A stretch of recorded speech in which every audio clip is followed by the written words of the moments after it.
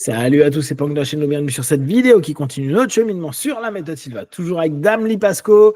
On est donc sur la deuxième partie de c'est le vendredi soir de 72. Donc on est en train de continuer à étudier ce qu'il a partagé, les éléments clés. On s'est un peu plus orienté vers l'hypnose tout à l'heure. Là, on est plus sur l'aspect psychosomatique de la méthode. Et on continue sur les différents éléments qu'on a pu relever. En fait, ouais. Je m'interromps parce qu'on a arrêté avec l'idée de répétition, que c'est beaucoup plus facile de faire maintes répétitions dans le mental que de vraiment reproduire physiquement sur place. Et je voulais juste rester avec ça un petit peu plus longtemps. En fait, déjà, effectivement, c'est quelque chose qui est très important pour le contrôle des habitudes en Silva. Quand on visualise en alpha tous les jours, un nouveau comportement et une nouvelle attitude, justement, vers le produit. Mais même en hypnose, pendant très longtemps, l'hypnose était basée sur psychologie comportementale. Et pendant presque des décennies, la seule façon de traiter une phobie, c'est d'exposer quelqu'un physiquement à la phobie et répéter. Pendant que maintenant, on y pense, c'est tout. Et on peut faire le tout dans l'imagination. Et c'est quelque chose qui est tellement plus rapide et plus facile à organiser. Mais je me demande pourquoi on a eu cette idée. Non, il fallait le répéter physiquement. Donc, je crois qu'on a beaucoup avancé depuis, quand même. Ouais, il y a alors ce que met en avant Lee, c'est à trouver énormément dans tout le travail de Aarons, dans le travail en TCC, donc technique cognitivo-comportementale, et CBT en anglais, Cognitive Behavior Therapy. Et il y a eu cette notion à un moment donné de dire vous allez aller dans le travail d'exposition. Donc le travail d'exposition, c'est ce moment où par exemple tu as peur d'un chien et tu vas voir à distance un chien. Et vu que tu as fait un travail cognitif en amont, on estime que la cognition va modifier au fur et à mesure et petit à petit le conditionnement comportemental. Maintenant, la 4e génération, on travaille beaucoup sur hypnose et mindfulness. Et justement, à la place d'aller faire voir le chien, ils vont faire imaginer le chien. Beaucoup de personnes peuvent se dire, ouais, mais le moment où je verrai un vrai chien, est-ce que ça va être pareil ? Le principe, c'est ça. Et Lee vous l'a très bien dit. On peut répéter 1000 fois la notion de « ok, il y a un chien, comment je me sens ? Ok, il y a un chien, comment je me sens ?» et créer justement un état d'apaisement, de calme, et que la première fois qu'on va revoir un chien dans le réel, on peut commencer à dire « tiens, il y a un chien, mais il est loin. » Ok, je me sens déjà bien. Et bien comme ça, on a une pré-exposition, une exposition dans le réel, mais on a déjà conditionné notre cerveau à avoir une réponse qui est plus ajustée que être dans le rapport phobique. Et effectivement, du coup, quand on dit à quelqu'un n'hésite pas à travailler en alpha, à répéter, ton circuit neuronal associe chien à une réponse que tu attends, et quand tu vas le voir, ça ne veut pas dire que tu seras forcément désensibilisé à 100%, mais tu verras que déjà, tu as une amélioration. Et le fait que tu vois qu'il y a une amélioration juste en y pensant, tu continueras davantage et tu auras ta preuve que ça va déjà bien dans l'exposition réelle. Et donc, du coup, ça va encore démultiplier le travail que tu peux faire en interne sans voir de chien jusqu'au moment où peut-être tu vas te réexposer à un chien et te rendre compte que ça va vraiment beaucoup mieux et ainsi de suite. Et effectivement, ça ne nous demande pas d'avoir un chien, du coup. C'est beaucoup plus simple. Donc effectivement, c'est quelque chose d'assez top de pouvoir le faire. Et comme je vous dis, les CBT practitioners actuels, là, les TCCistes, ils l'utilisent vraiment de plus en plus dans ce format-là, même si eux, ils n'appellent pas ça forcément hypnose. Je crois qu'ils utilisent via le mindfulness. Oui. Citation pertinente. Donc la science médicale ne guérit pas, le corps guérit. Bon, ça, on reste sur le point de vue de José. La science médicale aide le corps à se guérir lui-même. Le corps a toujours su ça quand même. Là, il a répété longtemps après. Oui. Ouais, bon. Il se guérit et la médecine peut aider, mais il faut que le corps l'accepte. Ouais. Bon, après, c'est toujours c'est ça. Faut qu'il y ait un ensemble. Maintenant, quand il y a un chir qui fait quelque chose, par exemple, tu as le pied cassé et que le chirurgien te remet des broches et tout, la science t'aide quand même bien, parce que tout seul, tu aurais continué, je pense, à boiter ad vitam aeternam. Là, tu as de fortes chances de boiter un peu et plus boiter après. C'est en ça où on peut remettre un peu en question. Oui, le corps, on peut l'aider à bien se remettre. C'est ça qui est important. Oui. Oui. Donc, pour lui, le corps a toujours su se guérir lui-même. Alors, là, même si je reprends mon exemple, hein, effectivement, si je me casse le pied, si je fais rien, il y a de fortes chances que je recommence à marcher. Maintenant, je risque de boiter jusqu'à la fin de ma vie. Justement. Donc, est-ce que guérir, c'est revenir dans l'état initial ou l'état optimum de ton corps, ou simplement dépasser le fait que tu aies une blessure? La question, elle se pose. C'est notre interférence qui cause le problème. Et deuxième situation, nous pouvons faire encore mieux, nous pouvons apprendre à diriger l'opération mentale ici, à diriger mentalement nos intentions pour aider directement n'importe quel système ou organe ou glande, alors il y aura une santé psychosomatique. Ça, je trouve que la deuxième partie est vraiment plus intéressante pour nous. Quand vous avez un pathos ou quelque chose qui ne va pas, n'hésitez pas à aller en alpha et travailler sur votre écran mental ou sur votre miroir de l'esprit. Qu'est-ce qui ne va pas? Miroir bleu. Et vraiment, prenez le temps, visualisez ou imaginez. Visualisez dans un premier temps, peut-être imaginer dans le deuxième. À vous de voir comment vous faites les choses. Hein. Mais là, c'est intéressant. Se dire, j'ai quelque chose qui est problématique. Je sais pas, j'ai un problème, je dis n'importe quoi, pas compliqué, mais articulaire. Je ferme les yeux, je me mets en alpha, hop, je me visualise avec le problème, je vois le problème, je l'analyse et tout. Je me visualise en train de le gérer et voir la zone qui est en train de s'améliorer et observer ce que ça fait. Là, vous pouvez avoir très objectivement, en tout cas très subjectivement, factuellement, mais un feedback qui pourrait sembler objectif à un moment donné. Et là, c'est intéressant à faire. C'est vraiment des tests à faire quand vous avez des douleurs, des maux divers. N'hésitez pas à pratiquer parce que ça, c'est un des gros plus de la méthode. Et c'est là où on voit tout l'intérêt d'avoir visualisé les organes et autres. Si vous n'avez plus ça en tête, vous pouvez soit reprendre le dessin qui vous a été proposé pendant le cours, soit maintenant, c'est génial, il y a Internet, vous mettez YouTube, vous demandez le truc, et vous allez avoir tout en 3 dimensions, et vous pouvez travailler avec cette image de votre organe ou de votre articulation pour aller mieux. Et on peut même faire symboliquement. Si on n'est pas sûr de la structure d'un certain organe, on peut le représenter symboliquement aussi. Oui. Bien sûr. Alors, c'est l'intention et l'idée, oui, je vais aller mieux. Exactement. Mais amusez-vous à le faire pour voir le feedback. Parce que moi, ce que je trouve toujours intéressant dans ça, c'est de dire, moi, il y a des choses, je sais que ça a fonctionné. J'ai eu des feedbacks positifs par rapport à ce que j'avais donc en alpha ou en θ travaillé, et j'ai vu des feedbacks clairement corporels, un mieux, plus de douleur, plus de ceci, plus de ça, plus de mobilité, qu'importe. Il y a d'autres trucs, ça n'a pas marché. Mais ça n'a pas marché parce que ça doit être certainement moi sur certains aspects qui a un truc qui me dit je ne le sens pas, je ne sais pas pourquoi, et c'est pas grave.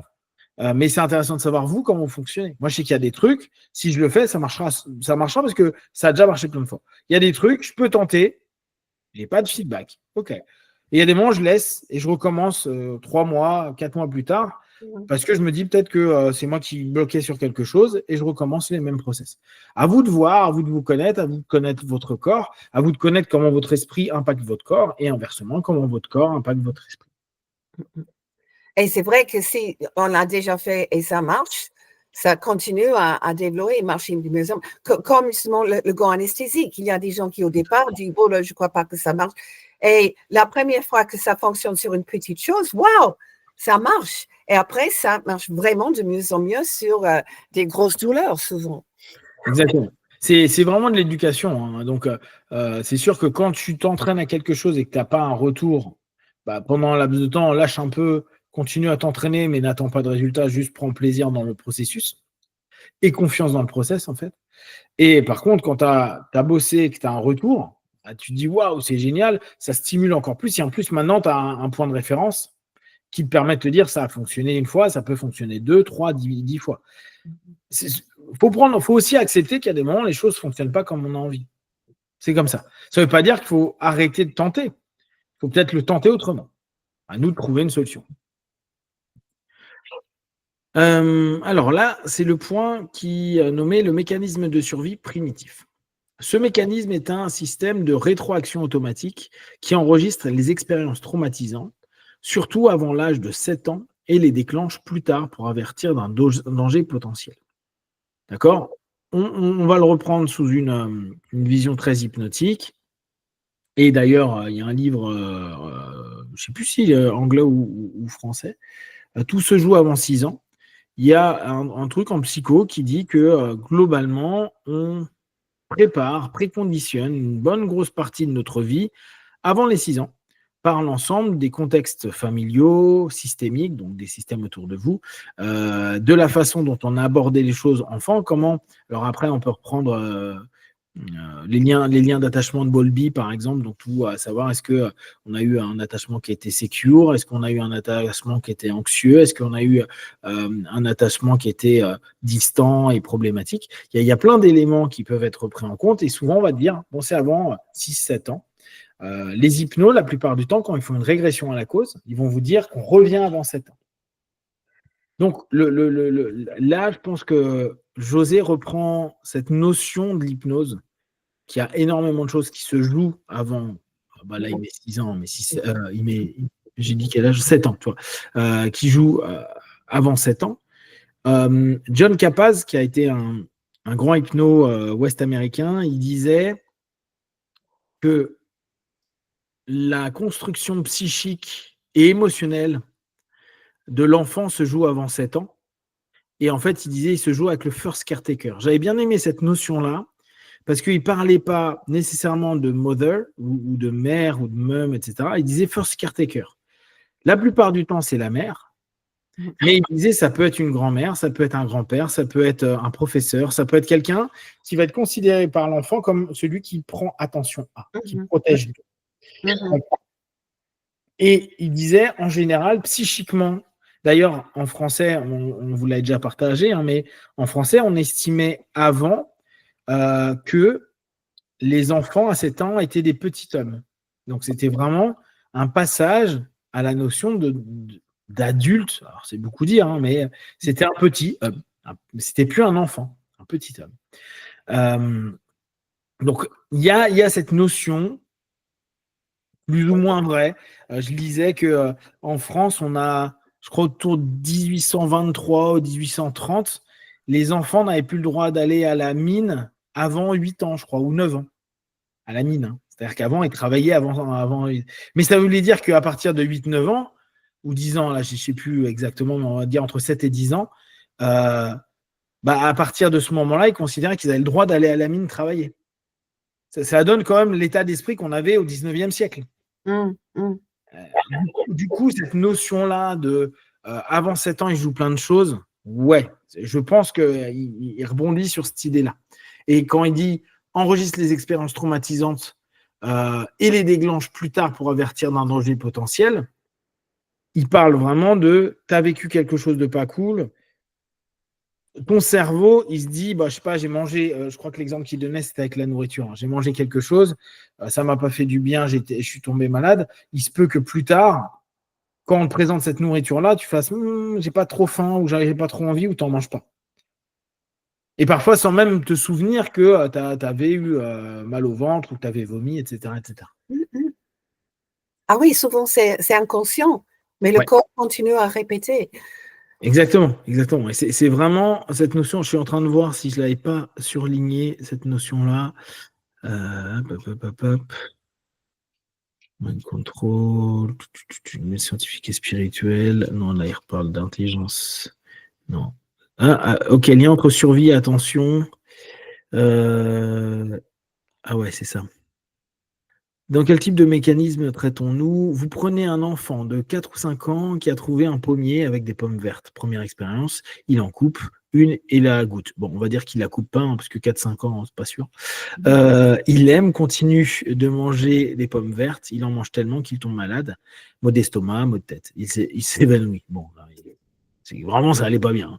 À ce moment-là, et ce avant l'âge de 7 ans, cela va déclencher son mécanisme de survie. Maintenant, ce qui se passe lorsque le mécanisme est déclenché, cela va servir de système radar. Il va capter tous les sons et tout ce qui se trouve dans l'environnement, ce qui peut être vu et ce qui peut être senti, tout ce que les sens peuvent capter et enregistrer, toutes ces informations. Donc en fait, il en avait parlé à ce moment-là. À noter, du coup, que c'est vraiment, on a une expérience négative, on la garde quelque part, subconscient pour les hypnos, et il est possible qu'un trigger, une gâchette, un déclencheur, réactive ce qu'on va appeler un ancrage, et qui va ramener un « j'ai pas envie de pommes » ou « j'aime pas les pommes », mais sans forcément s'en souvenir. C'est ça qui est intéressant. Oui, oui. Et en plus, sans forcément qu'il y a un lien direct, mais c'était simplement dans l'environnement. Oui. On a capté quelque chose qu'on associe avec ça et bouf. Et c'est pas logique, mais c'est très fort parce que, comme il dit, c'est la survie. Exactement. Et c'est intéressant ce que tu fais remarquer. Il se peut que je tombe malade parce que j'ai mangé des pommes et que je sois chez, je sais pas, ma tante, ma grand-tante. Et du coup, depuis des années, j'aime pas les personnes âgées. Et truc absurde, tu vois, je sais pas pourquoi je suis pas à l'aise avec. Mais ça se trouve, le lien qui a été fait par l'enfant, c'est un lien de cause à effet. Je suis tombé malade dans un endroit que je connaissais pas où il y avait un pommier. J'ai mangé le pommier et je l'ai associé à cette personne que j'appréciais pas forcément. Et du coup, j'ai généralisé que les grands-tantes, c'est celles qui donnent des maladies où je vomis. Mais jamais tu te diras, et c'est là où les régressions à la cause parfois sont super amusantes, à te dire, mais comment tu as fait ce lien-là? L'enfant a fait le lien. Et s'est dit, je n'aimais pas ça, je vis un truc pas cool, donc j'y associe que c'est à cause de elle, pas à cause du pommier. Du coup. Parce qu'en fait, le cerveau qui veut vous protéger cherche une cause, mais ce n'est pas toujours le vrai cause-effet. Exactement. Superstition. Ouais. Combien de fois est-ce qu'on dit, mais ça est la cause de ça, et c'est complètement bizarre, mais c'est une superstition, et il me croit pour le reste de sa vie, quoi. Exactement. Et est-il la cause de mon problème? Il faut que je l'évite. Exactement. Et c'est tous les biais qu'on a. Hein. Les biais sont les bugs qu'on va avoir dans la tête et on va rationaliser et trouver des explications qui vont permettre de nous apaiser le cerveau de ce truc qui n'était pas cohérent. Donc, on peut trouver un coupable, on peut voir quelqu'un en fait qui n'était pas du tout associé à notre problématique, mais ça a été un peu la porte de sortie pour ne pas péter un câble, devenir fou, être mal, etc., etc.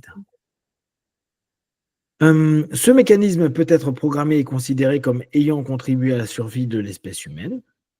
Les hypnoanalystes et psychanalystes sont présentés comme chargeant à décharger l'énergie associée à ces traumatismes enregistrés. Ah oui, là, il a eu toute une phase où il est un petit peu en mode on va tuer la grand-mère. Hein, donc, hypnoanalyse et psychanalyste, ils n'ont pas compris. Ils ne servent qu'à décharger un petit peu tout ça. Le contrôle mental, lui, vise à empêcher cela, de préparer le terrain pour développer un tel traumatisme. Donc, la différence qu'il fait, hypnoanalyse et psychanalyse, ça permet de décharger l'excès de stress, de malaise qu'il y a pu avoir au travers des traumas. Le contrôle mental a pour objectif de faire en sorte que ce traumatisme ou autre ne puisse pas se déclencher. Ce qu'en hypnose, on appellera une régression à la cause. Une régression à la cause pour diminuer l'ensemble des éléments pour plus que ça puisse être un déclencheur à un moment donné. Mais je comprends sa logique. D'ailleurs, il ne dit pas hypnose, il dit hypnoanalyste. C'est très drôle. La différence qu'il fait, c'est la thérapie par le verbe. C'est-à-dire, tu vas décharger ce qu'on appelle en psychologie et psychanalyse, on appelle ça un dépôt de contenu. Et c'est hyper important. Hein, et c'est pas du tout, là, il est un peu piquant dessus, mais c'est normal. Mais c'est pas un truc négatif. Non. Même dans les séances d'hypnose, même s'il y a beaucoup d'hypnos qui vont pas être forcément pour, il y a des personnes qui ont besoin de décharger du contenu. C'est-à-dire que ils ont besoin de parler. Pas du tout du thème qui était abordé, mais c'est un truc qui est un besoin. Alors attention, il y a la différence entre faire un dépôt de contenu, déposer quelque chose qui est là et qui avait besoin de sortir, et balader le thérapeute en n'allant pas vers l'élément important de la problématique. C'est deux choses différentes. Mais le dépôt de contenu, c'est quelque chose qui est hyper important parce que c'est une décharge psycho-émotionnelle et ça peut, ne serait-ce que ça, faire énormément de bien aux personnes. Ce qu'on appelle souvent en anglais, mais très peu en français, l'abréaction. Ouais, c'est ça. Et il y aura des abréactions, exactement. C'est cathartique. Ouais, exactement. Mais la notion de catharsis en psychanalyse avait pour objectif, était la finalité de la psychanalyse. C'est-à-dire qu'à partir du moment où il y a eu une conscientisation, un dépôt de contenu, un ensemble d'éléments où les émotions, les sensations, les perceptions et les pensées étaient en train de bouger et d'exploser, psycho-émotionnellement, la personne allait complètement décompenser. Ça allait lâcher ces surplus et ces choses qui ont été gardées. Et logiquement, a posteriori, la cure est finie. Parce que, sur ce problème-là, en tout cas. Parce que, logiquement, vu qu'il n'y a plus le même, on pourrait dire la même empreinte à ce niveau-là, psycho-émotionnellement, voire physiologiquement parlant, quand la personne se recontacte à cette chose-là, il n'y a plus la même tension. Du coup, il y a de l'apaisement. Du coup, avec le temps, cette chose-là va rentrer dans la bibliothèque des émotions, des souvenirs, etc. Pas comme quelque chose d'agréable, mais comme quelque chose qui est OK, ça fait partie de ma vie. Et du coup, il ne va pas y avoir un rebond dans le futur à recommencer ou à retomber dans le même malaise parce qu'il n'y aura plus de déclencheur. C'est comme si maintenant, tu appuies sur le bouton, mais il n'y a plus d'électricité parce qu'il n'y a plus cette tension. Citation pertinente. C'est la seule façon dont ce mécanisme nous aide et nous a aidé à survivre. Comme essayer de dire, eh bien, ne faites pas un pas de plus car cela pourrait vous arriver. Et la seule façon de lui rappeler cela est de provoquer les mêmes choses qui lui arrivent, les mêmes sensations, maux d'estomac, maux de tête, évanouissement. Là, il reprenait donc l'exemple du gamin avec le pommier. Alors, distinction entre intelligence biologique et intelligence humaine. Est-ce que cette notion d'intelligence biologique, tu l'as beaucoup entendue? En Silva, oui, mais ailleurs, non. Mais c'est marrant parce qu'en fait, il met intelligence biologique, mais il met aussi, c'est quoi le terme qu'il utilise beaucoup? L'intelligence universelle, non, l'intelligence. Il y en a un autre qu'il aime bien en intelligence. Il a parlé d'intelligence supérieure aussi. Ouais, c'est ça, c'est intelligence supérieure, je pense. Et je me demande si intelligence biologique, il ne la met pas dans intelligence supérieure. Intelligence biologique. Alors, on va reprendre dans le texte. Maintenant, chez les êtres humains, nous pouvons déclencher son mécanisme de survie sans le concept de ce qu'est l'hypnose ou de ce qu'elle peut faire. Et nous pouvons utiliser l'intelligence humaine pour obtenir le même résultat final sans avoir à balancer le corps, ok, pour l'amener à un arrêt brusque sans déclencher le mécanisme de survie de cela. Nous considérons l'intelligence biologique par opposition à l'intelligence humaine. Le corps de l'homme a une intelligence biologique, n'importe quel animal a une intelligence biologique, même les plantes ont une intelligence biologique. Certaines en ont plus que d'autres, mais nous pouvons traiter l'intelligence biologique à des fins de programmation. Dans ce cas, nous considérons chez l'être humain l'intelligence biologique et l'utilisons à des fins de programmation. Nous avons donc quelque chose qui dépasse la vie animale. Nous ne répondons pas seulement biologiquement, nous répondons intelligemment dans le sens de l'intelligence humaine ou en ce qui concerne l'intelligence humaine. Ok, donc ça fait que l'intelligence biologique est la capacité des organismes animaux et plantes à répondre biologiquement, notamment par des mécanismes de survie. L'intelligence humaine permet la communication et la compréhension qui est essentielle pour les méthodes de contrôle mental. Donc, on voit que l'un et l'autre sont associés et que l'un peut orienter l'autre. L'intelligence humaine peut orienter l'intelligence biologique. Les individus ayant des dommages cérébraux ou faible QI sont plus difficiles à hypnotiser car ils ne peuvent pas engager l'intelligence humaine nécessaire. Alors, là, je reviens dessus. C'est pas vrai, ça a été débunké avec les années. Et d'ailleurs, c'est une vieille croyance qui est parfois un peu dommageable, qui fait que certaines personnes n'aiment pas l'hypnose. On a dit souvent, en gros, que des personnes bêtes se faisaient plus facilement hypnotiser que des personnes intelligentes. En gros, plus tu es bête, plus tu te fais hypnotiser facilement. Bon, ça, c'est pas vrai. sachant que ça n'a rien à voir à la notion d'intelligence et à l'hypnotisabilité. Deuxièmement, quand il dit, en l'occurrence, les idiots et les imbéciles ne peuvent pas être hypnotisés, c'est faux, mais je comprends ce qu'il peut peut-être vouloir dire. Un des gros problèmes qu'on va avoir dans l'hypnose, c'est que il faut absolument que la personne qui veuille se faire hypnotiser puisse se focaliser. Dit autrement, puisse se concentrer. Et c'est pour ça que régulièrement, je dis aux gens, des personnes qui ont des troubles de déficit de l'attention et ou de l'hyperactivité peuvent avoir des gros problèmes à faire de l'hypnose, à travailler en hypnose. Ça ne veut pas dire qu'ils n'y arriveront pas. Ça veut dire que ça va être plus long parce qu'il faut impérativement arriver à un niveau de concentration pour qu'il y ait un phénomène. Sachant que le phénomène, et c'est un des paradoxes de l'hypnose, c'est il faut se focaliser pour aller plus à l'intérieur de toi.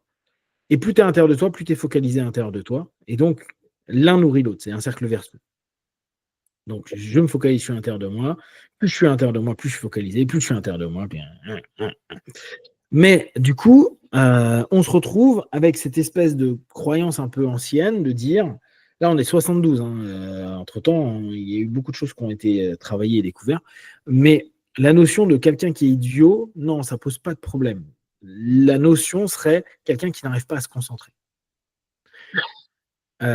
Et attention, parce que j'ai envie de dire aujourd'hui, on a la preuve que des personnes qui n'arrivent pas à se concentrer arrivent à se concentrer. Je m'explique. Les réseaux sociaux et les vidéos Instagram, TikTok, Facebook qui vont très vite arrivent à accaparer du temps de cerveau énorme chez les gens et les jeunes la plupart du temps. Alors certes, ils n'arrivent pas à se focaliser pendant 10 minutes sur un thème, mais sur 2 minutes ou 1 minute, on arrive à faire passer plein d'infos. Donc, la preuve en est qu'ils arrivent à se focaliser. Mais sur quelque chose de très rapide. Et là, on revient à ce que Lee dit souvent en hypnose et en méthode Silva. L'esprit n'aime pas rester sur la même chose. Il faut le stimuler constamment. C'est pour ça que l'image que vous allez donner, tu vas t'imaginer dans ta maison. Maintenant, ta maison, elle va être de plus en plus grande, belle, luisante. À mesure que tu vas avancer dans cette maison, tu vas avoir des nouvelles pièces, tu vas te sentir de mieux en mieux. Plus je vais stimuler ton cerveau, plus je vais stimuler ton imagination, plus je vais stimuler tout ce qui se passe en toi, plus tu vas le faire. Si je dis juste, tu es dans ta maison, et bien là, il y a un peu de temps après, tu as fait des trucs dans ta maison. Tu as dû, toi, t'auto-stimuler, sinon tu ne suis plus. Donc, cette notion de nourrir l'imagination, de faire nourrir la suggestion, etc., va être primordiale à un moment donné. Et c'est ce qui va, pour les personnes qui ont du mal à focaliser, il va falloir les faire focaliser sur un petit truc et très vite les stimuler avec plein d'éléments pour que ça puisse devenir intéressant. Et on revient au crochet mémoriel où Lee vous dit à chaque fois, pensez bien, c'est pas juste T, un simple T, il faut que vous imaginiez une piste d'atterrissage dans votre T et que quand l'avion s'atterrit dans le T, ça éclabousse partout, comme ça vous allez vous souvenir du T. Parce que vous avez fait quelque chose de vivant. Par contre, si vous dites juste un sachet de thé, 90% du temps, vous n'allez pas vous souvenir du thé. Donc, il y a une espèce de truc complexe, c'est qu'on doit focaliser, mais la focalisation ne veut pas dire la fixation. La focalisation, c'est l'aptitude à diminuer notre champ de vision externe pour se focaliser, mais ça ne veut pas dire que ça ferme tout. Ça veut dire que c'est un pen funnel, c'est vraiment un entonnoir. Mais ça ne veut pas dire qu'il n'y a pas beaucoup de débit qui peut passer par cet entonnoir-là. Donc, du mouvement. C'est pas je bloque sur un truc et ça ne doit pas bouger. Pas du tout. Tu as travaillé avec des gens soi-disant handicapés mentaux? Oui. Et tu fais ça rapide? Je fais ça rapide, je sature très vite et je fais beaucoup utiliser les mains. Je fais beaucoup de travaux pour justement qu'il y ait une corporalité à un moment donné et que ça puisse fonctionner. Le moment où j'ai eu du mal vraiment, et c'est là où je m'en étais aperçu, c'était une dame hyper volontaire et tout, mais qui était malheureusement sortie d'une crise. Elle était bipolaire, elle était passée par une crise up. Donc, le problème des crises up, donc souvenez-vous, en français, avant, on disait maniaco-dépressif. Maniaque. La crise maniaque, elle est très, très, très compliquée. Et là, j'ai vu, peut-être pour une des premières fois, quelqu'un qui avait vraiment l'intention de faire quelque chose de bien, mais qui n'y arrivait pas. C'est-à-dire que quand je lui disais ferme les yeux, 3 secondes après, elle ouvrait ses yeux, elle me disait quelque chose. Quand je lui disais, OK, tu te focalises sur tel truc, sur ses mains par exemple, elle bougeait ses mains, puis elle dit, ouais, mais attends, ça me fait penser à. En fait, rien de ce que je lui proposais, ne serait-ce pour commencer la focalisation, parce qu'elle était en manie. Donc, elle était dans explosion d'émotions, de sensations, de perceptions, certainement d'explosion hormonale et tout. Et c'était très, très dur. Mais sinon, la plupart du temps, les personnes dites, tu vois, la NGH, pareil, ils disent il y a un truc avec le QI et tout. Moi, je ne suis pas d'accord. Je pense vraiment que tu peux hypnotiser à peu près tout le monde à partir du moment où ça arrive à focaliser. Toi, je crois que tu disais à partir du moment où il arrive à comprendre ce que tu dis. Et je ne sais plus si c'était toi qui le disais, mais je me souviens parce que je l'ai relu aussi il n'y a pas longtemps, un Américain, alors je ne sais plus lequel, c'était dans le bouquin dont je te parle là, qui disait à partir du moment où la personne arrive à comprendre ce que tu dis, tu peux hypnotiser n'importe qui. Ah, oui, justement, moi, quand je parle de manque d'intelligence, c'est tellement un manque qu'on ne comprend pas ce que tu dis. C'est comme si on ne comprend pas le langage. Mais moi, j'ai hypnotisé une fille trisémique sans qu'on m'a prévu. Et oui, elle a pu entrer en hypnose. J'ai dû attirer quand même son attention et ça a duré 2 minutes. Donc, j'ai dû faire 6 hypnoses de 2 minutes parce qu'elle ne pouvait pas rester focalisée très longtemps. Mais elle a pu quand même entrer en hypnose. Bien sûr, bien sûr. Oui, moi c'est vraiment une population que j'aime beaucoup, travailler avec les trisomiques. Et il y en a, c'est difficile parce que, bon, en plus, il y a différents cas de trisomie, etc. Mais non, il y a des trucs. Quoi. Puis en plus, eux, quand ils y vont, moi j'ai vu des sourires d'un coup parce que la personne se sentait mieux. Et tu fais, OK, là, il vient de se passer un truc. Mais les séances vont être très courtes. Ouais, mais après, on peut quand même faire un beau boulot avec. Un très, très beau boulot avec. Donc là-dessus, bon, je suis un peu moins d'accord que José. De toute façon, on reprendra ça ultérieurement parce que la suite, c'est rectification des idées fausses en hypnose. Donc, ça sera la suite et on verra ça la semaine prochaine. Est-ce que tu as quelque chose à rajouter? Fausses idées sur hypnose, ça serait intéressant. Oui. On va voir parce que, franchement, je crois que souvent, il a dit quelque chose qui était faux en hypnose juste pour convaincre les gens qui allaient faire Sylvain. On va voir, ça c'est pour la semaine prochaine. Exactement. Et puis ça se discute pas, quoi. Derrière, ils vont aussi son matériel, et il s'est battu pour un truc. Moi, ça me dérange pas trop. Après, tu sais, c'est un peu la mauvaise foi, certains trucs où tu dis le concurrent il fait ça, non mais lui il le fait pas bien, tu vois. Mais non, mais c'est pas vrai. Il le fait certainement très bien, mais c'est juste que ça t'arrange pas de dire à des gens qui viennent te voir que l'autre est très bien, tu vois. C'est pas normal.